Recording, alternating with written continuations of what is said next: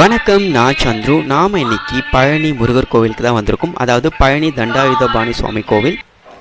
முதல்ல நாம் பார்க்குறது சரவண பொய்கை புண்ணிய தீர்த்தம், அதாவது தீர்த்த கிணறு. இந்த சித்திரங்கள்லாம் பார்ப்பதற்கு ரொம்ப அழகாக இருக்குது. இதுதான் தீர்த்த கிணறு. இந்த தீர்த்த கிணறு இருக்கிற இடத்துக்கு வரத்துக்கு முன்னாடியே குளிக்கிறதுக்கு தேவையான எல்லா வசதிகளும் கூடிய ஒரு இடமும் இருக்குது. இந்த கிணறுல பார்த்தோன்னா படிக்கட்டுகளுடன் கூடிய உள்ளே போகிற வழியும் இருக்குது. ஆனால் நம்ம அளவு கிடையாது. இதுதான் விநாயகர் தீர்த்த கிணறுக்கு பக்கத்தில் அமர்ந்திருக்கிறார். அழகாக காட்சியளிக்கிறாரு. முதல்ல விநாயகரை தரிசனம் பண்ணிவிட்டு நாம் போகலாம்.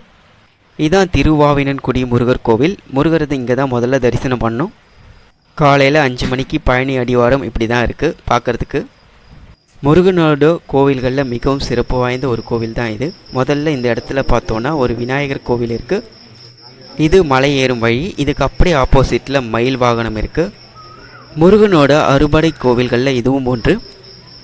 இங்கே ஒரு மண்டபத்தில் முருகனோட அறுபடை வீடுகளோட சித்திரங்கள் அழகாக வரைஞ்சிருக்கு. பார்க்கறதுக்கு ரொம்ப அழகாக இருக்குது. இங்கே ஒரு மீனாட்சி அம்மன் கோவிலும் இருக்குது. இங்கே கொடுக்குற பழனி பஞ்சாமிர்தம் பிரசாதம் மிகவும் பிரசித்தி பெற்ற ஒன்று. இந்த கோவிலில் வேண்டுதலாக மொட்டை அடிப்பது, காவடி சுமந்து வந்து வழிபாடு செய்வது எல்லாம் பண்ணுறாங்க. இந்த கோவிலில் இருக்கிற முருகன் சிலை கல்லால் செய்யப்பட்டது கிடையாது. 9 வகையான மூலிகைகளை கொண்டு போகர் சித்தரால் செய்யப்பட்ட நவபாஷான சிலை தான் இங்கே இருக்கிறது. இந்த பழனி மலையிலிருந்து நாம் எங்கே சுற்றி பார்த்தாலும் மேற்கு மலை தொடர்ச்சி மலையான கொடைக்கானல் மலை தொடரும் நாம் இங்கேருந்து பார்க்கலாம். இந்த மலையில் நம்ம ஏறும்போதும் இறங்கும் போதும் எங்கே பார்த்தாலும் மண்டபங்களும் கோவில்களும் இருக்குது.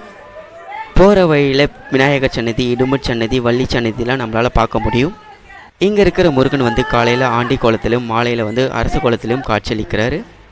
முருகரை பொறுத்த வரைக்கும் ராஜகோலத்தில் பார்ப்பதை விட ஆண்டி கோலத்தில் பார்ப்பதே அதிக பலன்களை கொடுக்கும்.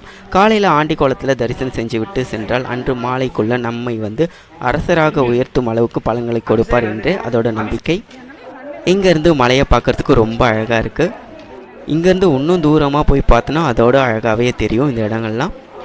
இதுதான் பழனி பஸ் ஸ்டாப். இங்கேருந்து எல்லா ஊருக்கும் பஸ் இருக்கும்.